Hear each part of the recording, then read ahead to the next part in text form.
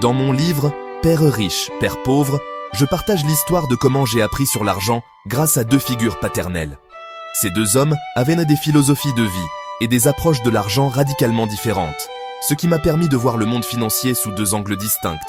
L'un était mon père biologique, mon père pauvre, un homme très instruit qui a travaillé dur toute sa vie.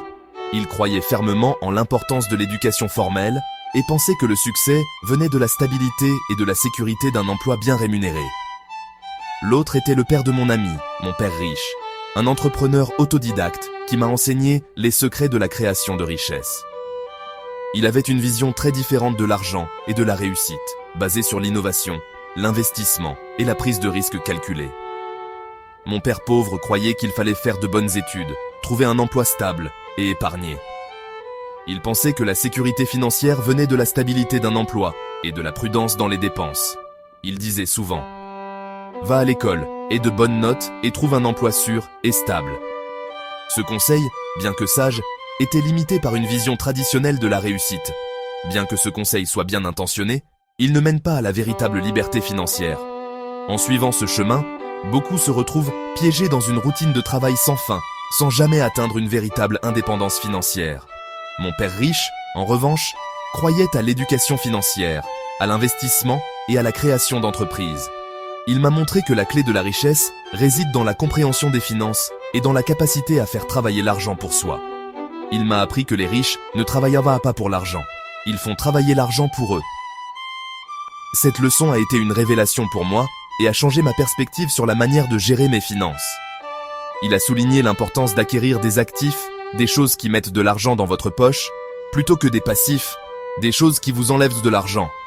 Cette distinction entre actif et passif est cruciale pour comprendre comment bâtir une richesse durable. Ces points de vue contrastés ont façonné ma compréhension de l'argent et de la richesse.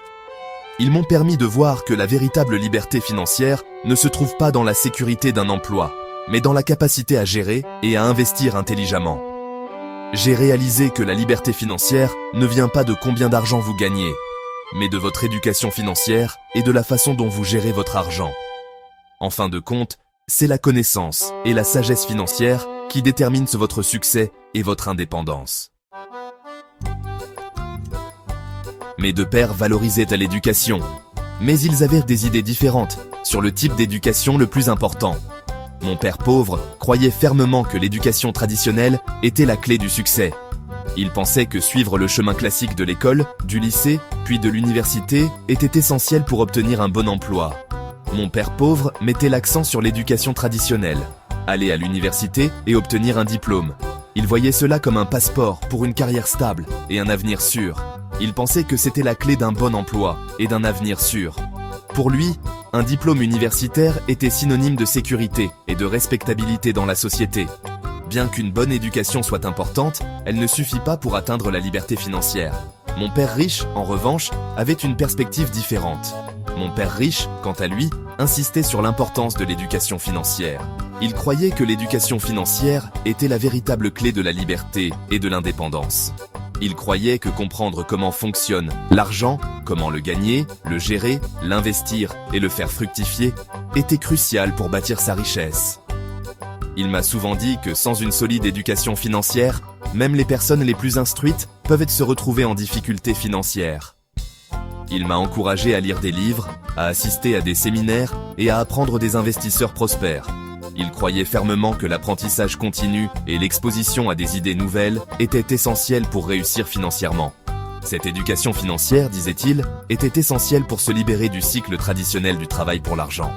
Il m'a appris que la véritable liberté vient de la capacité à faire travailler l'argent pour soi, plutôt que de travailler pour l'argent. L'une des leçons les plus importantes que j'ai apprises de mon père riche est que vous ne devriez pas travailler pour l'argent, vous devriez faire travailler l'argent pour vous. Cela signifie investir votre argent dans des actifs qui génèrent des revenus passifs. Les revenus passifs sont de l'argent que vous gagnez sans travailler activement, comme les revenus locatifs de l'immobilier ou les dividendes des actions. Mon père riche m'a appris que la clé de la création de richesse est d'acquérir des actifs qui génèrent suffisamment de revenus passifs pour couvrir vos dépenses. Une fois que vos revenus passifs dépassent vos dépenses, vous atteignez la liberté financière. Cinquième partie. Entourez-vous de la réussite. Une autre leçon précieuse que j'ai apprise de mon père riche est l'importance de s'entourer de personnes qui réussissent et qui sont motivées. Il croyait que votre réseau influence votre état d'esprit et vos résultats. Si vous voulez réussir, disait-il, apprenez de ceux qui ont déjà réussi. Il m'a encouragé à assister à des événements de l'industrie, à me connecter avec des entrepreneurs prospères et à rechercher des mentors qui pourraient me guider sur mon chemin vers la liberté financière. 6e partie. L'échec fait partie de la victoire. Mon père pauvre craignait l'échec. Il croyait que faire des erreurs était mauvais et qu'il fallait les éviter à tout prix. Cette peur de l'échec peut être paralysante et vous empêcher de prendre des risques et de poursuivre vos objectifs. Mon père riche, cependant, considérait l'échec comme une occasion d'apprentissage et de croissance. Il croyait que plus vous échouez, plus vous apprenez et plus vous avez de chances de réussir.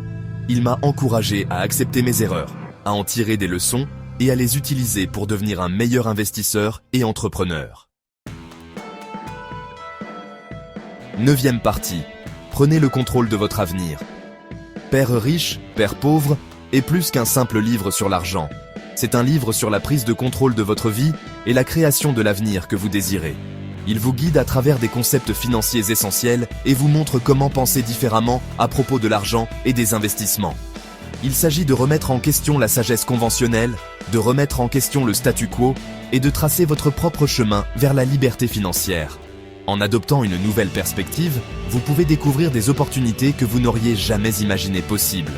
Je vous encourage à lire le livre, à appliquer ses principes et à commencer à construire votre propre chemin vers le succès financier. Chaque page est une étape vers une meilleure compréhension de la gestion de l'argent et de la création de richesses. N'oubliez pas que la liberté financière n'est pas une destination, c'est un voyage. Commencez le vôtre aujourd'hui, prenez les rênes de votre avenir et faites le premier pas vers une vie de liberté et d'abondance.